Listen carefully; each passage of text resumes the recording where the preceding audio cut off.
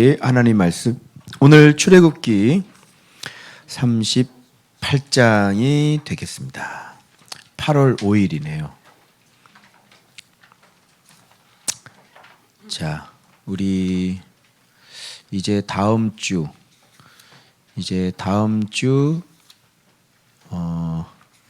며칠인가요? 다음 주 목요일 이제 한 일주일 정도만 되면 출애굽기가 끝나네요. 드디어. 참 인생 허송세월하다 하면 살던 인생을 하나님 이렇게 같이 있게 살게 해주셔서 참 감사합니다. 자, 38장 우리 이쪽 보도록 하겠습니다. 네. 자, 우리 어제 말씀은 뭐에 대해서 배웠죠? 우리 어제? 벌써 어제 배운 거 잊어버리시면 안 돼요. 등잔대하고 분향단 배웠죠. 네.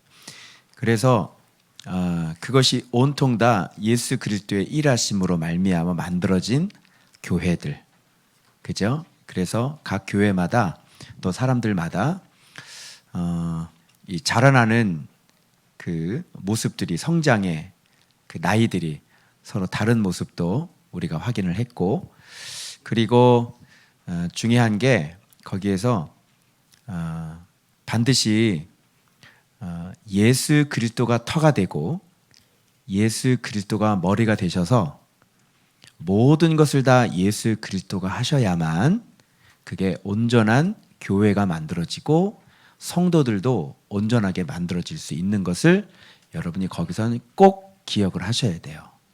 그래서 제가 이제 말씀 안으로 들어오기 전까지는 열심히 사역을 했는데 예수님 안에서 사역하는 것과 예수님 바깥에서 사역하는 게 무엇인지를 이제는 제가 확실히 구분이 되어져요. 그러니까 전혀 그런 개념을 모르고 살았죠. 모든 걸 다 예수님께서 하셔야 되는데 그 예수님께서 하셔야 된다는 개념 자체를 몰랐던 거예요. 그렇게 모든 것을 예수님께서 하시려면 반드시 기본이 되어져야 되는 게 뭐냐면 글을 알아야 돼요. 진리를 알아야 돼요. 그래서 성경, 말씀을 통해서 예수 그리스도를 발견하고 이 말씀을 통해서 이 양식을 먹으면서 이 믿음의 주인 예수님으로부터 그 진리를 깨닫고 거기로부터 믿음을 받아서 거기로부터 능력을 받아서 모든 것을 예수 안에서 행해야 되는 거예요. 그게 바로 교회라고 그래요. 그래서 이렇게 교회를 만들어가고 우리가 성장해 나가는 것도 내가 성경을 봐서 되는 게 아니고 성경은 내가 보지만 보게 하신 분도 예수님이고 깨닫게 하시는 분도 예수님이고 그것을 믿게 하시는 분도 예수님이고 그 믿음을 실제적으로 경험하게 해서 우리의 믿음을 원숙하게 성장시켜 나가는 분도 예수님이라는 거예요. 근데 이런 거를 몰랐죠. 그리고 목사를 십몇 년 그렇게 했던 거예요. 누가 가르쳐 준 적이 없었으니까. 제 사역의 기초는 성경이 아니었습니다. 그래서 사람들은 열심히 하나님을 섬겨야 되기 때문에 열심히 방법들이 나오죠. 그죠? 그러니까 어떤 방법들이 나와요? 내가 생각하기에 이것은 하나님이 정말 기뻐하실 거야 라고 생각하는 쪽으로 튀게 되어 있어요. 그래서 이 원리를 밑바닥으로 들어가지 못하는 사람은 그냥 첫 번째 딱 떠오르는 것대로 움직이게 되어 있어요. 그게 뭐예요? 영혼을 주님은 구원하시길 원하시지? 영혼 구원하러 오셨으니까 영혼 구원이 최고야. 그래서 열심히 전도하러 돌아다니기 시작하는. 페북에 미얀마 선교사님이 한 분 계시는데 정확하게 선교는 가서 무슨 건물 지어주고 그런 게 선교가 아니다. 정확하게 예수 믿는 제자를 만드는 것이 그게 진짜 선교다. 지금 한국교회 성도들의 돈을 가지고 지금 미얀마에 지금 교회를 만들어 놨는데 지금 그 교회를 누가 쓰고 있냐면 이슬람이 쓰고 있어요. 무슨 말인지 알겠죠? 왜 그럴까요? 건물을 지어놨는데 무엇을 못 지었어요? 바로 예수 믿는 제자를 만들지 못했기 때문에 그래요. 그래서 그런 건물들은 그냥 넘어가는 거예요. 무슨 말인지 알겠죠?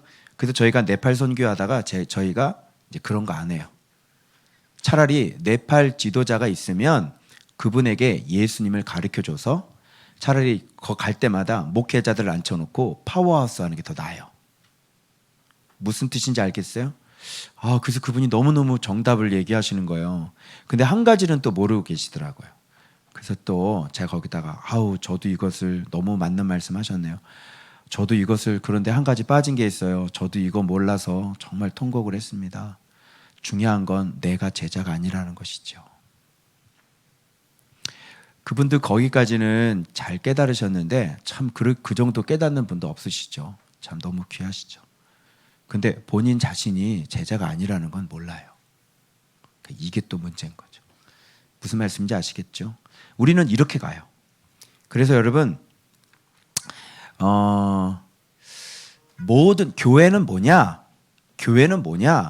교회란 이렇게 얘기를 해서 제가 하나 올렸죠?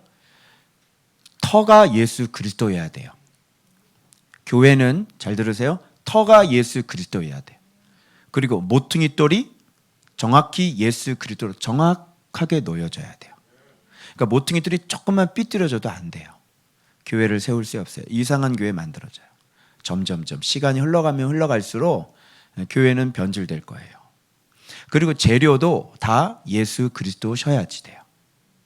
그리고 통치를 계속 누가 하셔야 되죠? 예수 그리스도가 계속 통치하셔야 돼요. 그리고 그런 통치받는 그 안에 예수 그리스도를 정확하게 집을 지은 그런 예수의 제자를 통해서 그 예수를 먹을 사람들을 불러 모아 주셔서 이렇게 같이 모이게 해주신 것. 바로 요걸 뭐라 그러면 교회라고 얘기하는 거예요. 그래서 등잔 때에 그 7 교회잖아요. 그죠? 그러니까 그렇게 다 만들어져야 되는 거예요. 그래서 7 사자에게 편지하노니 했을 때 그때 당시의 교회는 그렇게 만들어졌을까요? 안 만들어졌을까요? 그렇게 만들어졌었죠. 그런데 그런 교회일지라도 어떤 문제점들이 일어났어요. 사대교회처럼 죽는 교회도 만들어지고, 그죠? 계속해서 교회는 이렇게 도전에 직면해져 있어요. 그래서 그렇게 만들어진 교회일지라도 예수 그리스도가 끊임없이 붙잡고 있지 않으면 교회는 변질돼요. 그래서 여러분들이 그 등잔대라고 하는 것을 여러분이 이제 확실하게 알고 계셔야 돼요. 그걸 한마디로 신학적으로 얘기를 하면, 원어적으로 얘기를 하면 N이라는 용법이에요. 그래서 예수 안에서. 그래서 바울은 주구장창 바울서신 보면 어디 안에서? 문안도 어디 안에서 해야 돼요? 주 안에서 해야 되는 거예요. 너도 주 안이고 나도 주 안인 사람이 문안하는 거예요. 알겠어요? 그 등잔대 얘기를 그렇게 했습니다. 그래서 그런 교회에서 행해지는 점점 예수 닮아감의 그런 향들, 그런 분향단들을 하나님께 충성한 그런 분향단들이 하나님 앞에 올라가는 거예요. 이제 알겠죠? 자, 그러면 오늘은 번제단과 물두멍에 대해서 할 건데, 번제단은 놋 번제단입니다. 그죠? 자, 그런데 이 번제단 구역 같은 건 여러분 이제 이런 얘기들을 할 거예요. 번제 얘기하고 단 얘기할 거고, 네모 반드시 무슨 의미고, 그 뿔이 무슨 의미고, 제단과 연결됐다는 게 무슨 뜻이고, 제단을 왜 놋으로 쌓는지 얘기할 거고요. 통, 부삽, 대야, 고기, 갈고리가 무엇인지 얘기할 것이고요. 그리고 놋 그물은 여기에 왜 있는지를 말씀드릴 거고요. 채를 꿰어 매게 하는 것은 무슨 뜻인지 이야기할 거예요. 놋으로 만든 물두멍이 왜 여인들의 거울로 만들어졌는지에 대해서 오늘 이야기할 것입니다. 이해되셨죠? 네. 자, 그러면 번제단이라는데 여러분 번제, 화제 또는 소제, 화목제, 속건제, 속죄제 이런 거 있죠? 근데 번제는 어떤 제사예요? burnt offering 어떤 제사예요? 번제는 남기는 거 있어요, 없어요? 없어요. 남는 거 제사장에 먹어요, 안 먹어요? 안 먹는 거예요. 번제는 그야말로 모든 거를 완전하게 피도 마찬가지예요. 다 쏟아버리고요. 그리고 완전하게 다 태워서 드리는 거예요. 그게 번제단입니다. 알겠죠? 자, 그래서 예수 그리스도께서 이 땅에 오셔서 우리를 위해 완전하게 피와 물을 아낌없이 다 쏟아주시고 완전한 번제물로 그 어린 양이 되셔서 그렇게 죽으셨단 말이죠. 자, 이 예수님의 이 완벽한 순종, 죽기까지 복종하신, 자, 너희 안에 이 마음을 품으라. 어제 나눠드렸죠.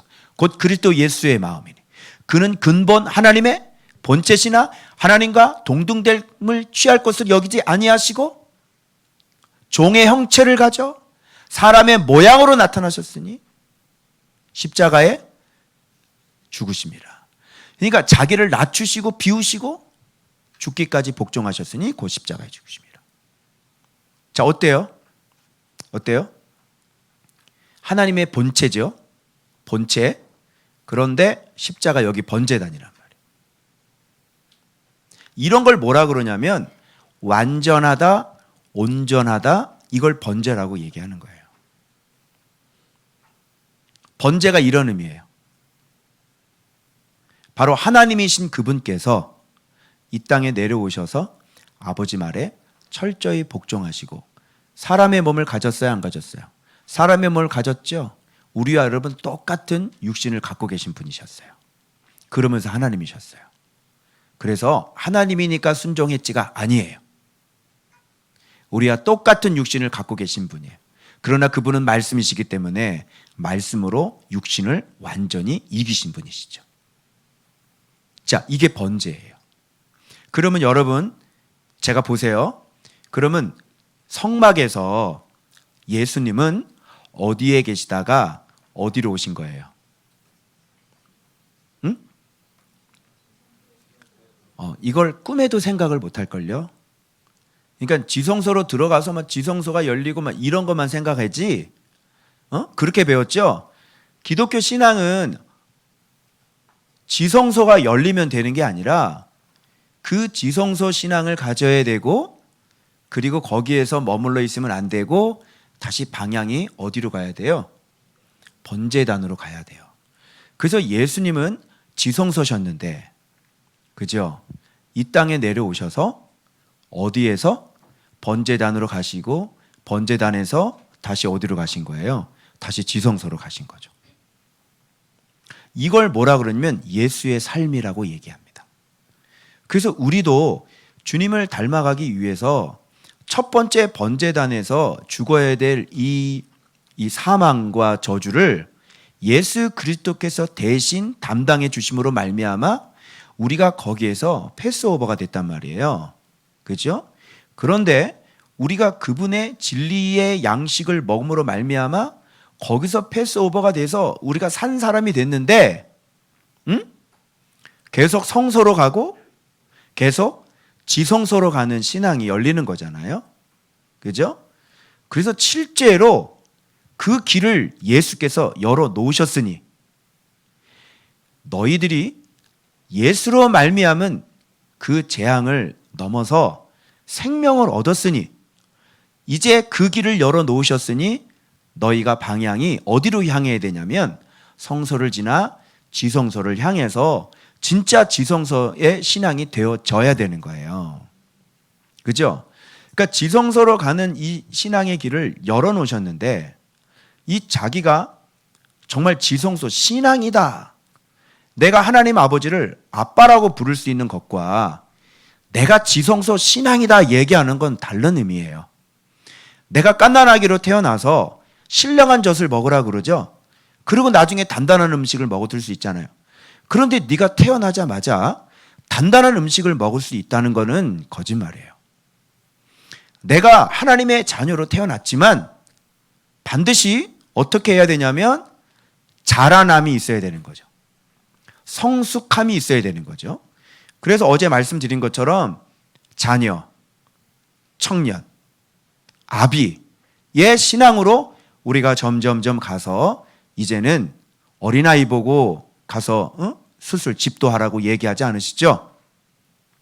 우리의 신앙이 점점 금신앙이 되어서 죽은 사람들은 죽은 사람들을 살려낼 수 있는 그런 아비, 또 말씀을 가르칠 수 있는 아비 신앙으로 우리가 계속 성장해 나가야 되는 것이잖아요.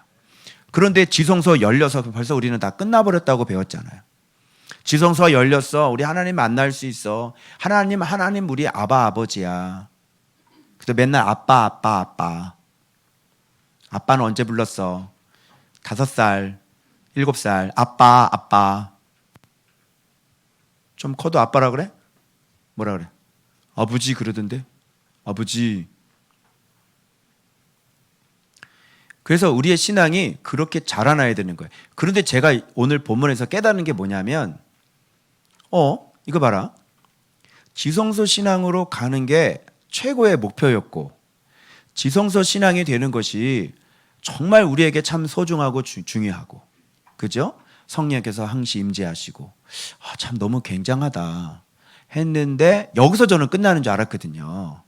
그런데 오늘 말씀을 딱 보고 계속 보니까 저번에 말씀드린 것처럼 예수님은 지성소에 앉아 계시다가 어디로 가셨냐면 갑자기 뚝 바깥으로 나오셔가지고요. 어디로 가셨는지 알아요? 번제단으로 올라가시는 거예요. 그래서 번제라는 말이 또 올라가다, 계단이다 뭐 이런 뜻도 가지고 있어요. 그러니까 이 신앙이 우리의 신앙이 그죠? 우리가 종착지가 어디인 줄 아셔야 돼요. 그래서 열심히 예수님 때문에 우리 죄를 용서받고 하나님의 자녀가 되고 지성소 신앙이 돼가지고 예수 그리스도 이름을 갖고 있고 예수의 이름으로 그냥 못하는 게 없고 딱 기도하면 성령께서 막 임재하시고 정말로 거룩한 사람 되면 참 좋겠죠. 근데 그게 마지막이 아니라는 거예요. 그래서 바울은 뭐라 그러냐면 나를 관제와 같이 내가 다 부음받고 내가 전제로 내가 하나님 앞에 내가 다 부어 드린다고 말씀하시죠. 그래서 지성소가 마지막이 아니라 어디가 마지막이냐면 바로 그 지성소에서 빨리 나와서 어디예요? 놋 번제단. 우리가 가기 싫은 것. 바로 거기로 올라가서 누워야 돼요.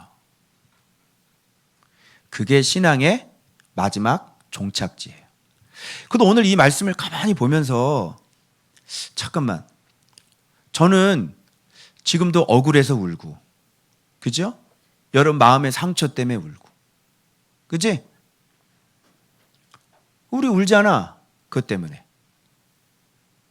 속상해서 울고 그죠? 마음이 아파서 울고 그래 안 그래요? 그죠? 그런데 잘 보세요. 예수님은 이 땅에 내려오실 때 있잖아요. 이 땅에 내려오실 때 무슨 목적으로 내려오셨어요? 아예 태어나기 전부터 목적이 있으셨죠? 태어나시기 전부터 목적이 뭐였어요? 그분이 이 땅에 오신 태어나신 목적은 죽기 위함이에요. 죽어주기 위함이에요. 여러분 이 세상을 태어나실 때 여러분 죽는 목적을 가지고 이렇게 태어나시는 분이 계신가요? 우리는 태어나자마자 반드시 죽기는 죽어요. 그렇죠? 이 자동적인 죽음과 아예 태어나는 목적 자체가 죽기 위해서 태어난 분 보셨냐고요.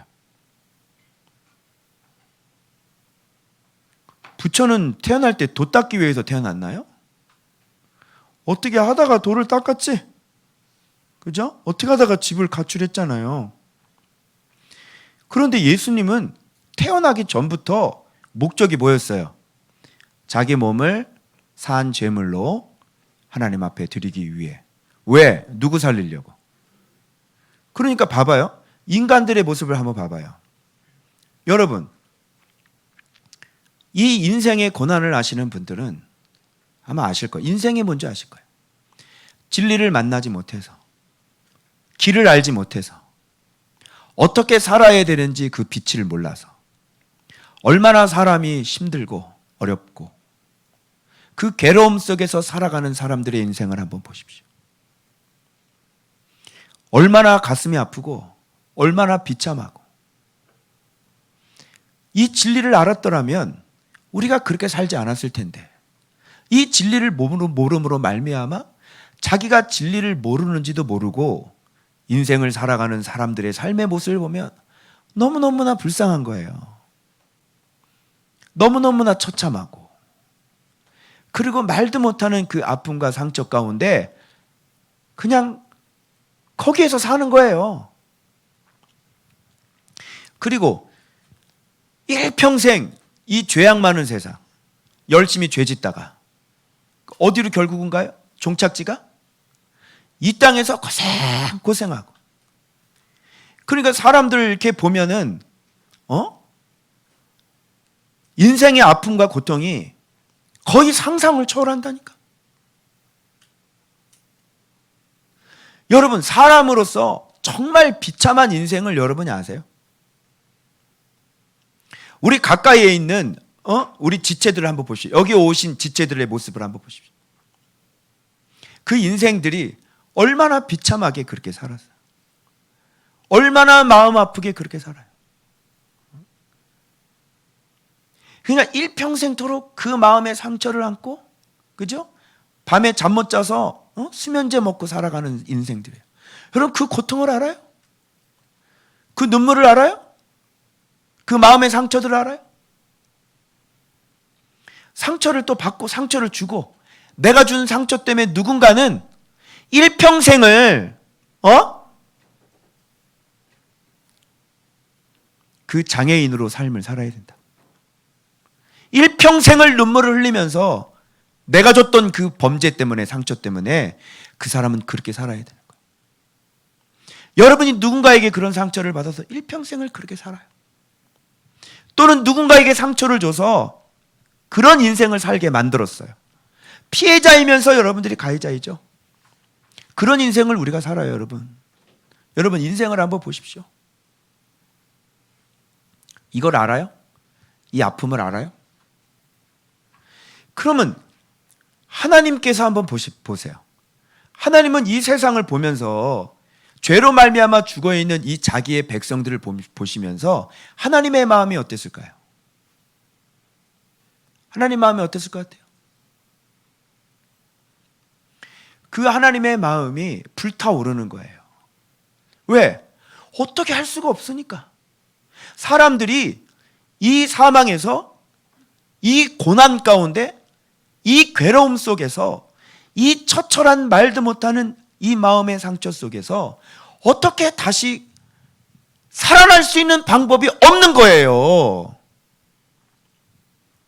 그러면 하나님 입장에서는 어떻게 해야 돼? 이 인간들을 구원해내야 되겠죠. 그죠? 쟤네들이 혼자 힘으로는 살아날 수가 없다니까. 이 죄 문제를 해결할 수가 없어요. 그러면 한번 봐봐요. 질병. 여러분, 질병 하나도 너무너무 무섭죠. 그거 한번 여러분 38년 된 병자를 한번 보십시오. 솔로몬의 행각에 누워가지고 그 전설 하나 믿고 천사가 내려와서 목욕하고 나면 먼저 들어가는 사람은 나음을 얻는다고 그 솔로몬의 행각에서 앉아가지고 38년 된 병자를 한번 보시라. 사람들의 인생을 여러분 잘 보십시오. 그 속에 말도 못하는 아픔과 상처들. 여러분 이렇게 막 웃고 있잖아요. 웃고 있잖아요. 그런데 이렇게 웃고 있는데 그 속에는 울고 있어요. 그거 알아요? 그 사람이 진짜 웃고 있는 것 같아요? 그 사람은 웃고 있는 게 아니라 그 속에서는 울고 있어요. 그러니까 울면서도 웃죠. 그죠? 그게 인생입니다. 우리가 때로는 너무너무 인생이 힘들고 아파서 하나님 앞에 그렇게 울죠. 그래서 오늘 이 본문을 보면서 예수님의 모습을 보면서 뭘 깨달으면 나하고 정말 다르다는 것을 깨달았어요. 뭐냐면 나는 아파서 우는데, 나는 정말 억울해서 우는데, 나는 정말 진짜 슬퍼서 우는데, 주님은 이 땅에 죽으러 오셨네요. 살아가는 삶의 모습이 나는 말씀을 더 아플까봐 보고, 안 아프기 위해서 보고, 이제는 망하지 않으려고 보고, 이제는 좀 더 행복하게 살려고 보고, 이제는 내 자녀들, 내 가족들, 이 위험한 인생 살지 않게 하려고 말씀 보고, 그죠? 나는 좀 안전하려고 보고, 난 좀 튼튼하려고 보고, 그래서 열심히 예수를 믿는데 예수님은 거꾸로네요. 예수님은 죽기 위해서 사시고, 예수님은 죽기 위해 오늘 하루를 사역하시고, 그분의 하루하루는 죽음이 점점점 다가오는 하루였어요. 그분의 하루하루는 다 죽음이었어요. 그분의 하루하루는 하나님이신 그분께서 우리 사람의 고난과 고초를 그대로 우리를 부역하게 하기 위해서 가난의 길을 선택하신 분이시고, 자청해서 일부러, 그죠? 우리하고 얼마나 달라요. 여러분 혹시 여기 죽는 게 목적인 사람이 있어요? 나 말씀 보는 게 죽는 게 목적. 이제 내가 최종적으로 나를 딱 죽여버리려고, 그렇게 혹시 말씀 보신 분 계세요? 여러분은 좀 나아지려고 보시죠. 여러분은 좀 행복하려고 보시죠. 하나님 앞에 바르게 살아서 여러분 좀 기쁘려고 보시죠. 하나님 앞에 바르게 살아서, 그래 나도 하나님 앞에 복을 받아서 좀 더 안전했으면 좋겠다, 이러려고 말씀 보시죠. 그런데 예수님은 전혀 동기와 목적 자체가 우리하고는 완전히 차원이 거꾸로신 분이세요. 그러고 보니까 바울도 그렇게 허랑방탕하게 살다가, 사울로서 예수 믿는 사람을 그렇게 핍박하고 살다가 이것이 잘못된 것을 딱 깨닫고 자기가 죄 없는 수많은 사람들을 죽였다는 걸 비로소 깨달았어요. 거기서 큰 충격을 받고 이제부터 바울의 살아가는 삶의 목적은 바뀌었어요. 어떻게 바뀌었나요? 아예 복음을 위해서 자기의 생명을 조금도 귀한 것으로 여기지 않는다고 선언을 하고, 그분이 최종적으로 살아갈 삶의 목적은 죽음이었어요. 복음을 위해 내가 살다가 이제는 내가 수없이 사람을 죽였는데, 이제는 내가 이 말씀과 복음을 위해 내가 살다가 내가 마지막 이 죽기 위해서 내가 살아가리라. 바울도 삶의 출발 자체가 달랐어요. 저처럼 엉망진창으로 살다가 인생 망가져서 너무 가슴 아프고 너무 마음이 아파서 말씀이라는 것을 만나고 말씀이라는 걸 알아서 정말 놀랐구나, 예수 그리스도의 이름 놀랐구나, 정말 굉장히 큰 복이구나, 이런 복이 없구나, 아 말씀대로 살아야지, 그래야 복을 받지, 아 말씀이 복이구나, 말씀대로 살아야지, 하나님 말씀에 순종하길 원합니다.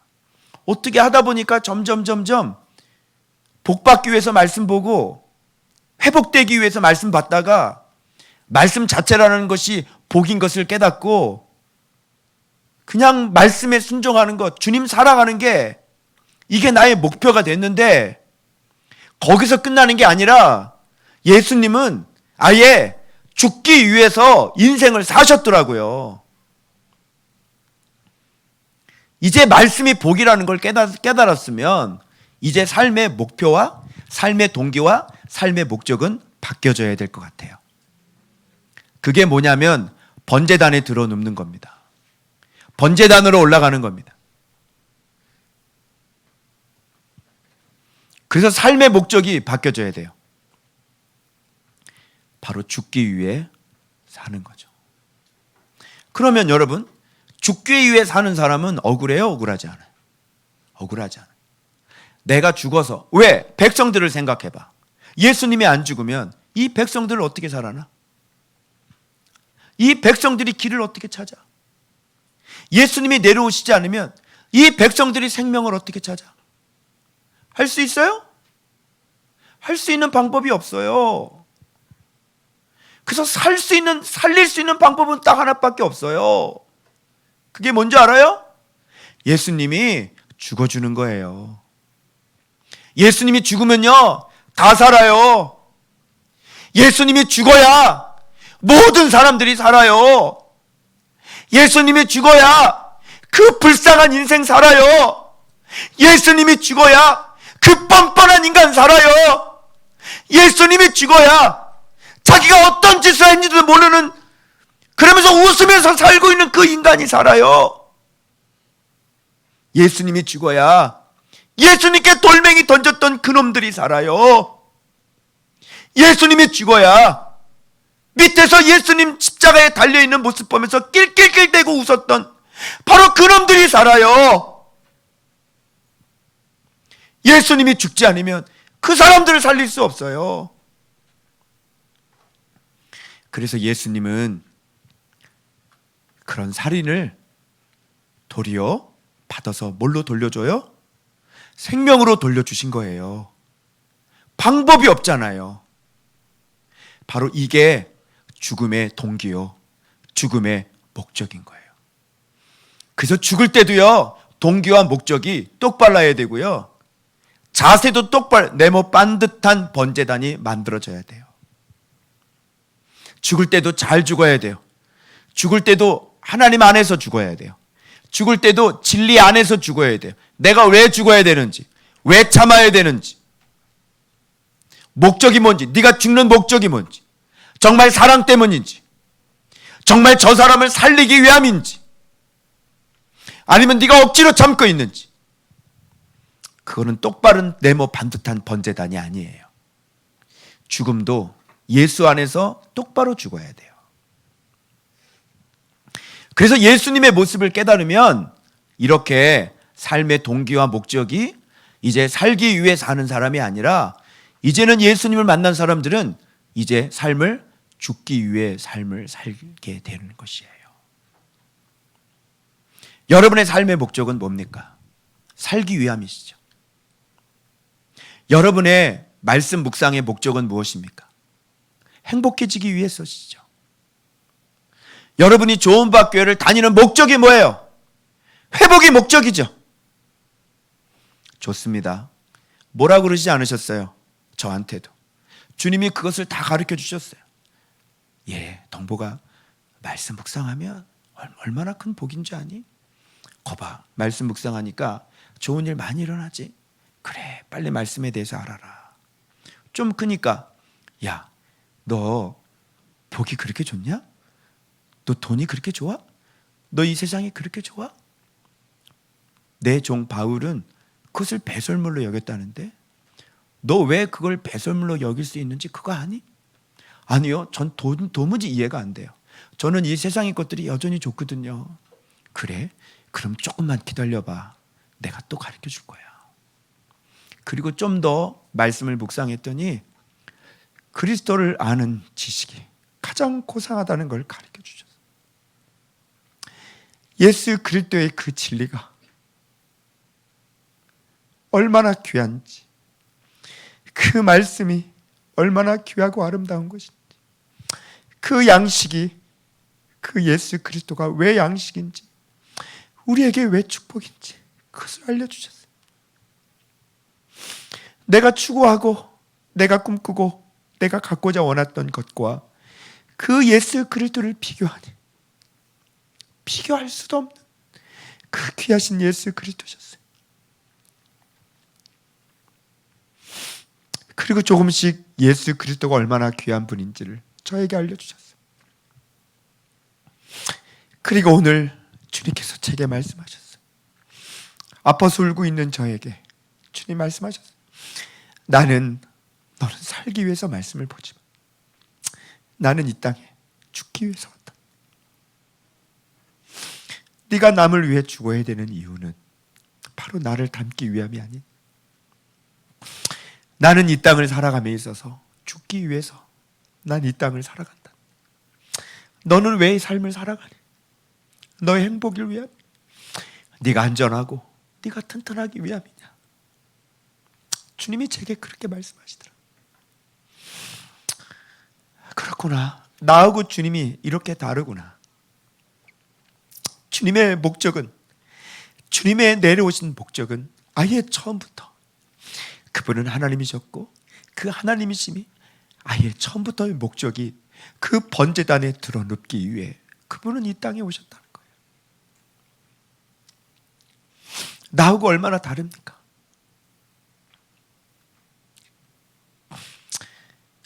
그래서 내가 아직도 주님의 마음을 담기에는 너무 멀었구나. 네가 죽으면 사람이 산다. 네가 죽음으로 인해 그 사람 살려야 되지 않겠냐?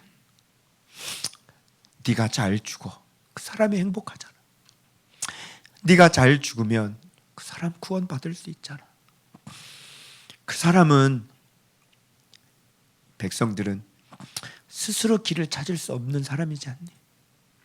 이것도 부족하고 저것도 부족하고, 기도하라면 엉뚱한 짓 하고 말씀 보라면 엉뚱한 짓 하고, 여전히 나에게 주목하지 않지 않니? 그 사람은 능력이 부족한데 어떡할래?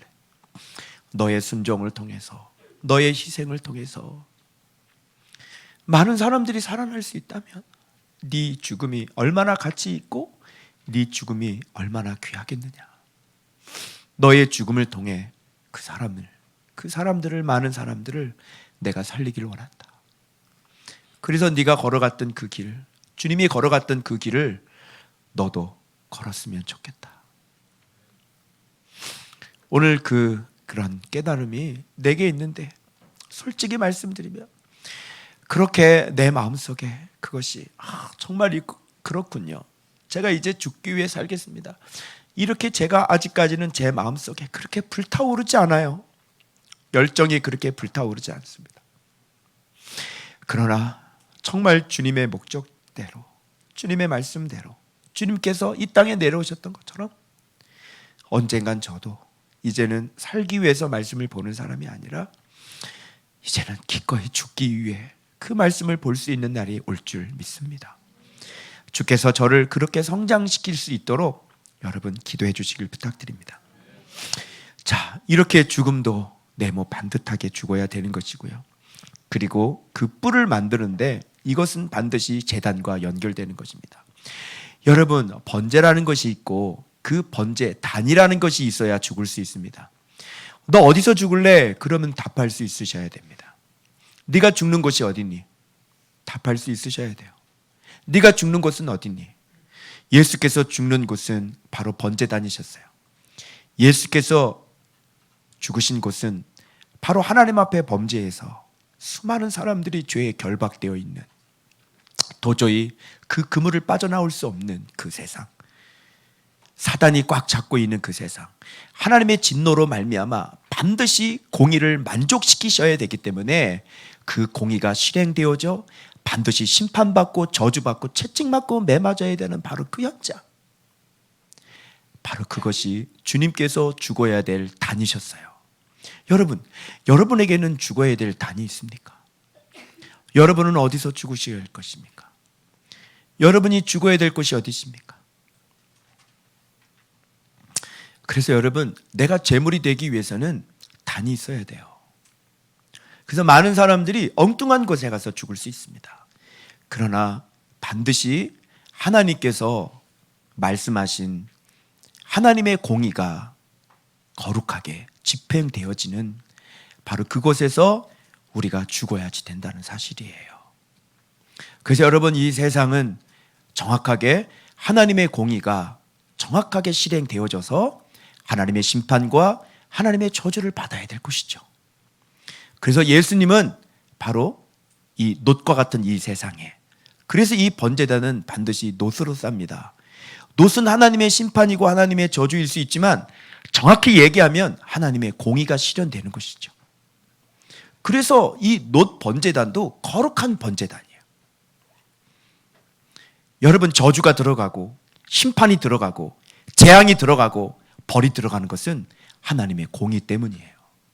그래서 예수께서 이 번제단에 놓는 것은 바로 하나님의 공의를 철저하게 만족시키기 위한 바로 하나님의 사랑이죠. 그러니까 이 번제단은 어떻게 보면 하나님의 공의와 하나님의 사랑, 이 두 가지를 만족시킬 수 있는 단이 바로 이 놋 번제단이에요. 여러분, 이것을 오늘날로 얘기하면 십자가입니다. 십자가는 뭐예요? 하나님의 공의가 만족되는 것이요, 바로 하나님의 사랑이 그대로 나타난 것이 바로 이 십자가예요. 그래서 이 십자가를 우리가 지고 메고 우리가 십자가에 올라가야 되는 이유가 바로 그거예요. 그래서 이 뿔은 힘이죠. 능력이죠. 그래서 누구든지 이 뿔을 잡으면 구원을 받아요. 이 번제단의 힘입니다. 구원의 힘이요, 구원의 뿔이에요. 그래서 이것은 무엇과 연결되어 있어요? 바로 제단과 연결되어져 있는 거예요.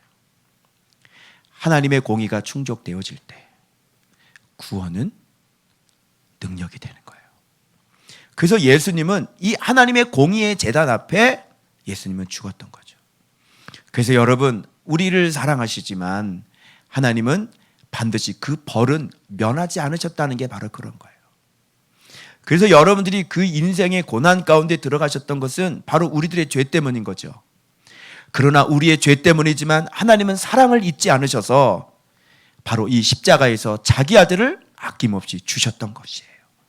그래서 우리로 하여금 이 십자가에서 비로소 인생이 공의를 만족시키시고 우리의 인생에게 새로운 새 생명을 주셔서 우리의 인생이 새로운 새 삶으로 출발할 수 있도록 해주신 거예요. 바로 그것이 번제단이에요. 놋번제단입니다. 그래서 통, 부삽, 대야, 고기갈고리.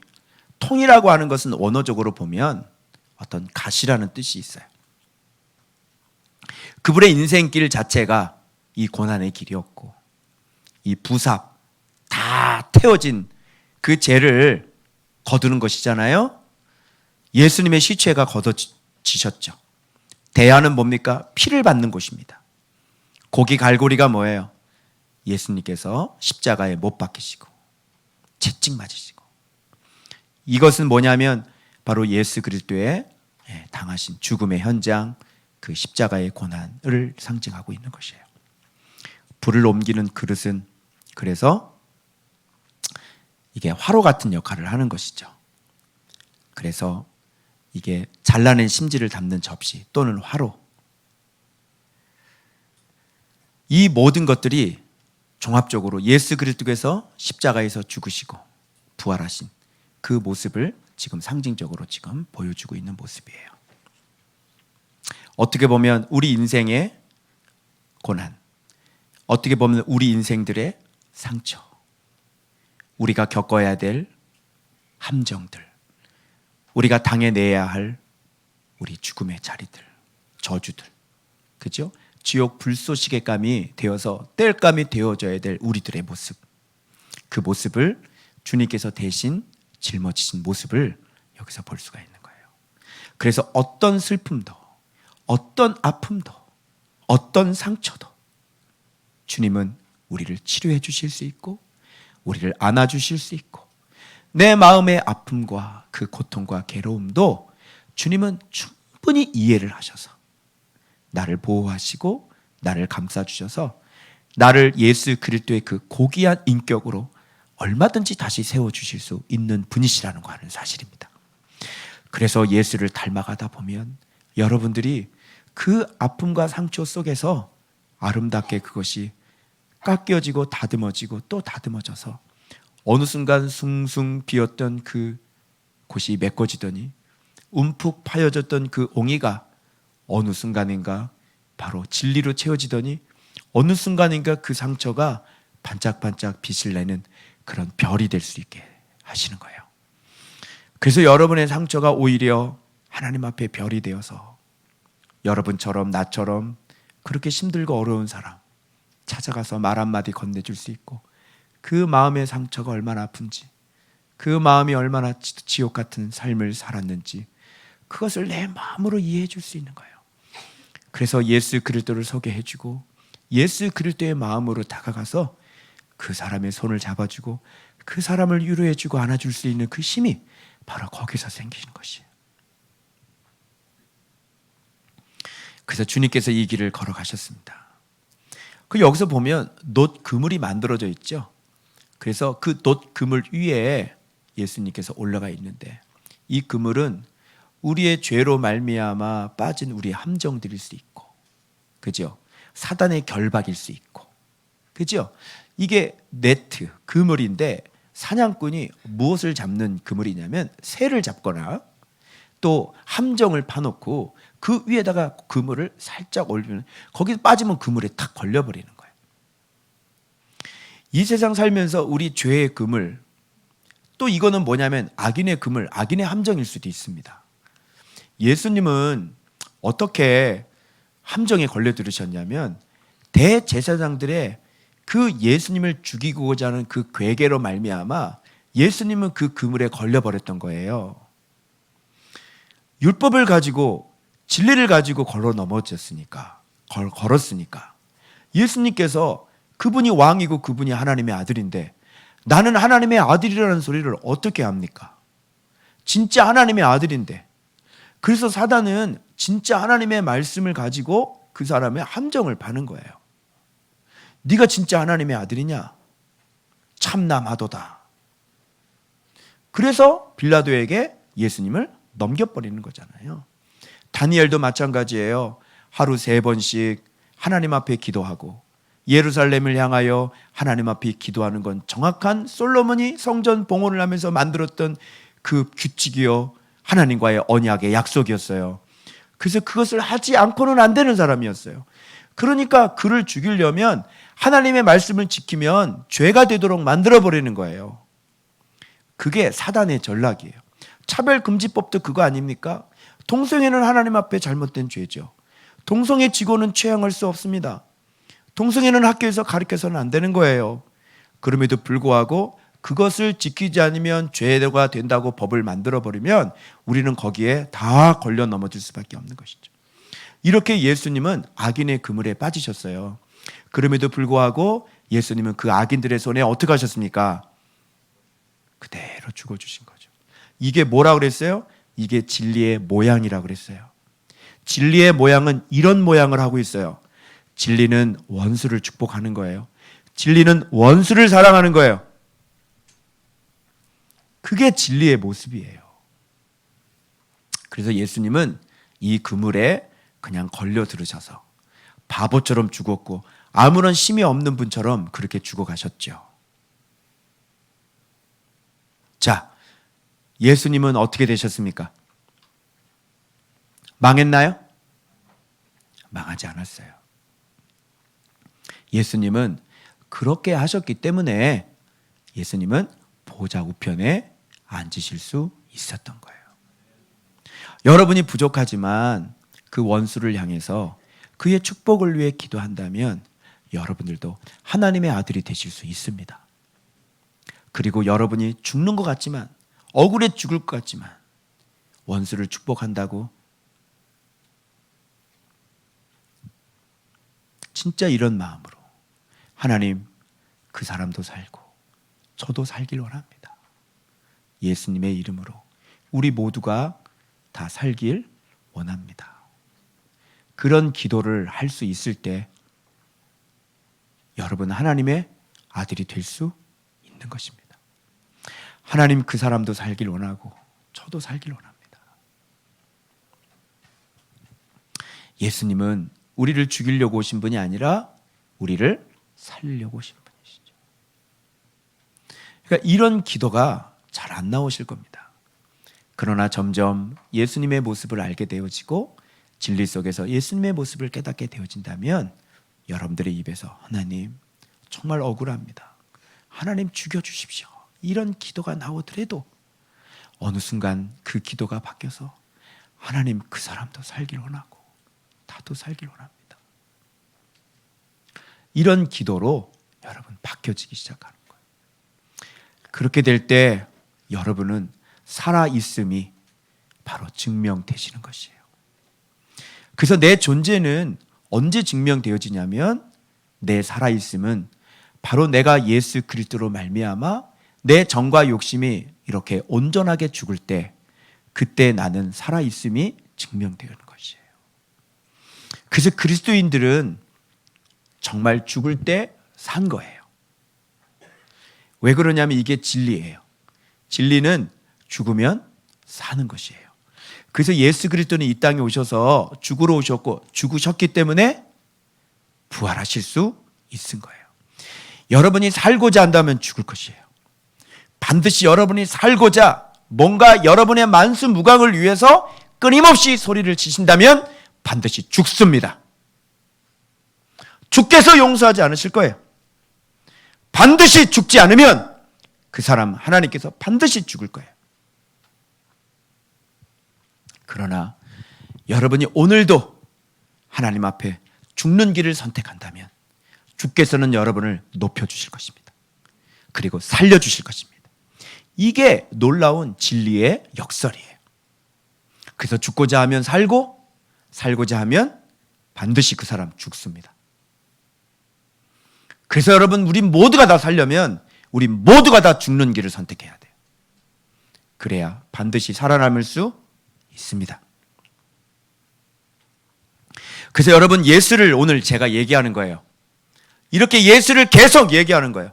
죽는 길이 무엇인지, 주님이 어떤 길을 걸어가셨는지, 그 길을 오늘 우리도 똑같이 걸어가라고 내가 계속 얘기하는 거예요. 그런데 이렇게 하질 않죠.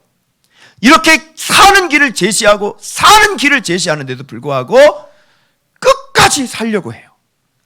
끝까지 죽질 않아요. 그래서 그 기회를 다 써버리는 거예요. 하나님께서 그 기회에 기간을 주고 시간을 주셨어요.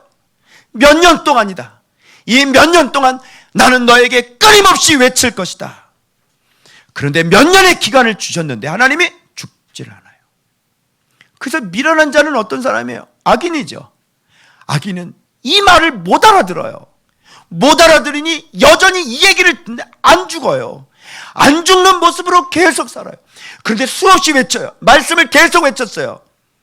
시간을 계속 흘러가고 있어요. 1년이 지났고 7년이 지났고 계속 시간이 흘러가고 있어요. 계속 하나님의 말씀을 죽으라고 외치고 있어요. 절대로 안 죽죠. 왜? 죽어야 될 사람이. 그래서 여전히 오늘 시퍼렇게 살아있는 사람으로 오늘도 살고 내일 옆에서 자기를 위해 죽어주는 사람을 뻔히 눈으로 보면서도 여전히 오늘도 힘있게 살려고 하고 힘있게 살아있는 모습으로 살죠. 그게 어리석은, 무지하잖아요. 이게 무지한 게 아니라 뭐가 무지한 거예요? 이게 무지야. 얼굴이 창녀의 얼굴을 하고 있어서 뻔뻔스럽게 그지없죠. 안 죽습니다. 절대로 마음이 동화되거나 마음이 주님 앞에 고개를 숙이거나 마음이 내가 하나님 앞에 죄인이라는 생각을 하질 않아요. 그래서 죽는 겁니다. 자, 그래서 채를 꿰어 매게 하셨죠. 근데 여러분 아시는 것처럼 앞에 있는 분향단이나 진설 그 떡상이나 금상이나 굉장히 크기가 작죠. 그런데 이건 크기가 어떻습니까? 크기가 굉장히 큽니다. 근데 이걸 어떻게 베요? 얼마나 무거워요. 그리고 이걸 뭘로 만들었어요? 노수로 만들었어요.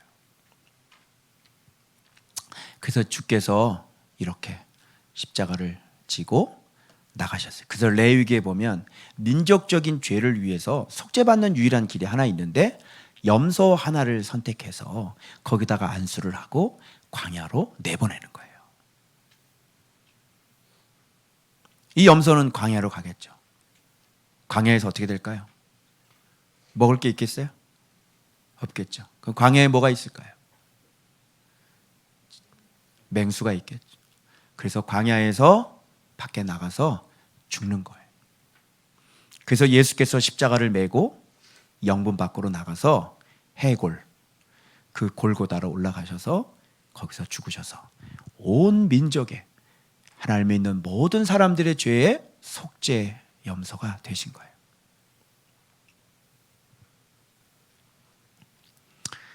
자, 이게 바로 번제단입니다. 그래서 이 번제단이 얼마나 귀한지, 이 번제단이 얼마나 귀한지, 여러분 지성소 참 귀하죠. 그런데 지성소를 귀하게 하는 것, 귀하게 만드는 것은 그러면 결국 뭐예요?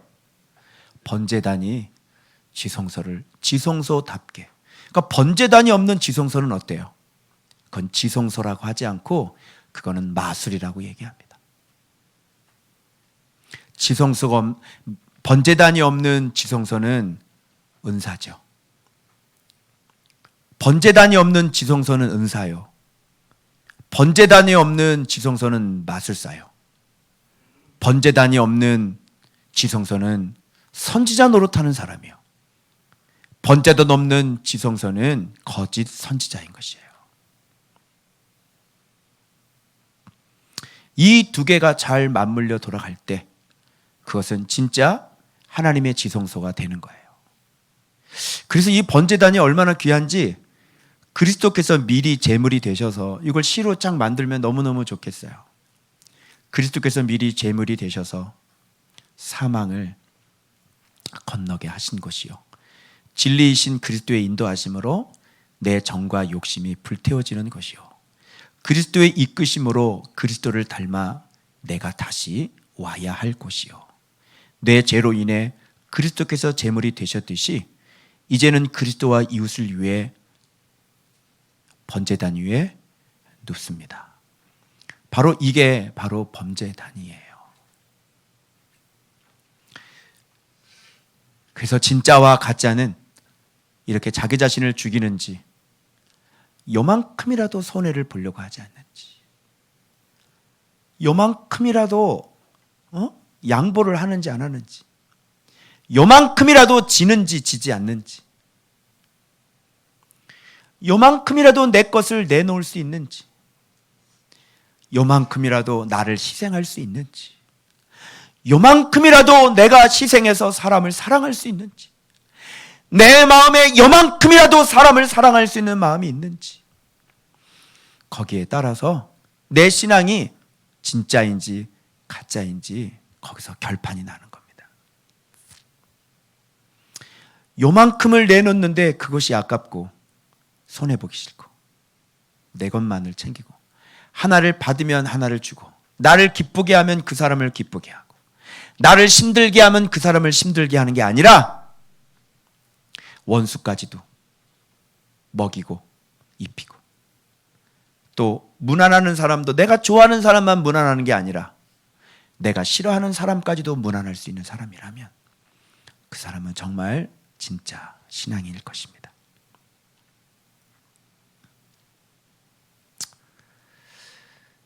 자, 그런데 이 번제단은 반드시 뭐하고 같이 또 짝을 만들어서 나왔어요? 여기에요? 물두멍이 나왔습니다. 그래서 물두멍은 보세요. 제사장들이 제사장 수행을 하기 전에 물두멍에서 뭐예요? 수족을 씻죠. 그리고 여러분, 이 재물을 어떻게 해요? 씻는 데 또 사용해요. 다 잡아가지고 죽여가지고 이 재물을 깨끗이 씻어야 돼요. 그래서 이게 번제단으로 갈 때도 물두멍이 필요해요. 그죠? 그러면 이 물두멍은 성소로 들어갈 때도 필요할까요? 안 필요할까요? 제사장이니까 이 물두멍이 있어야 성소로 들어갈 수 있어요. 그러니까 번제단으로도 향하고 성소로도 향하는 게 이 물두멍이에요. 씻는 거죠. 그런데 이걸 뭘로 만들었대요? 여인들이 내놓은 거울로 만들었대요. 그때 당시의 거울은 고린도전서에 보니까 어떤 거울이었어요? 청동 거울로 만들어져 있죠. 여러분, 청동 거울은 어때요? 이게 얼굴이 자세히 보여요? 여러분, 이 청동 거울로 아이라인 한번 그어보세요. 이게 찍찍 삐뚤어지겠지? 그죠? 마스카라 잘 안 올라갈 거야. 이게 막. 응? 그 루즈도 이렇게 삐쭉삐쭉 나오고 그럴 거예요. 그럼 여인들의 거울로 이 물두멍을 만들었다는 것은 물두멍을 씻는 거잖아요. 거울은 뭘 보는 거예요? 얼굴이죠. 그럼 여기서 담겨진 교훈은 뭐겠어요? 우리의 깨끗함은, 여인들의 아름다움은 무엇이 아름다움이에요? 좋은 옷 입고 얼굴 이쁘장하게 생겨서 좀 얼굴 좀 이쁘고, 그게 아름다움이에요? 이쁜 것들 아무리 이뻐도 오래 못 가. 안 이쁜 건 아예 못 가고, 오래 가는 놈 딱 하나밖에 없어. 어떤 놈이에요? 마음이 이쁜 사람. 얼굴만 이쁘다고 여자냐? 마음이 고와이 여자지.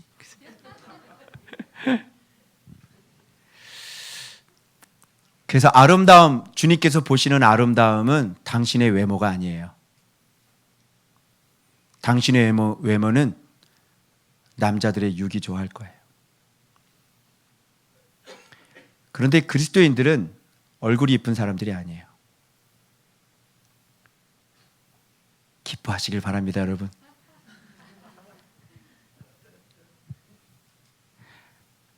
하나님이 보시는 아름다움은 내면이에요.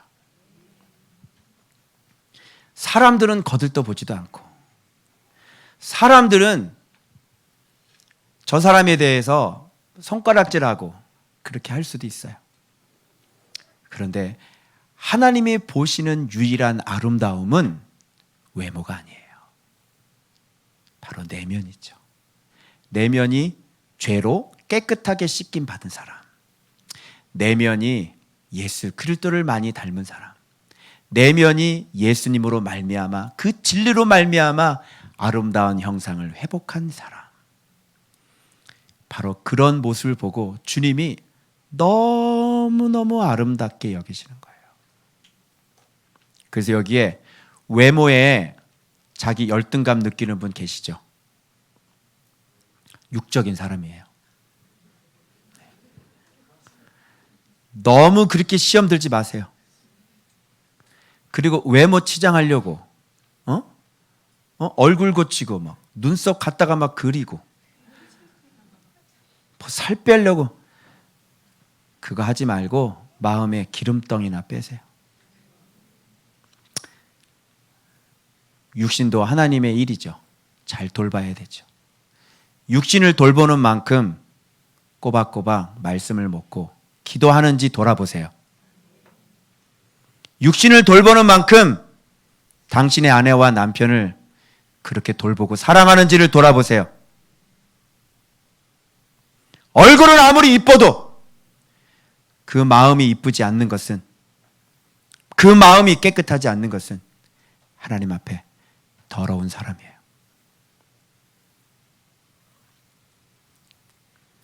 번제단에서 그리스도께서 어떻게 죽었는지 다시 돌아보시고, 여러분의 마음은 그 그리스도로 말미암아 얼마나 이렇게 아름다운 희생, 아름다운 죽음을 위해 걷고 있는지 돌아보시고, 겉이 아닌, 외모가 아닌 내 내면이 얼마나 그리스도를 닮아 아름답게 사랑할 수 있는지, 잘 죽을 수 있는지, 내가 하나님의 명령에 내 혈기와 내 분과 내 모든 성격이 완전히 고꾸라져 정말 복종된 사람으로 살 수 있는지 오늘 다시 점검하시고, 오늘 기도 시간에 하나님 앞에 산 제물로 드리고 딱 나를 죽인 다음에, 딱 마음 새롭게 한 다음에 그 다음에 이 자리를 일어서시길 주의 예수의 이름으로 축원합니다. 기도하겠습니다.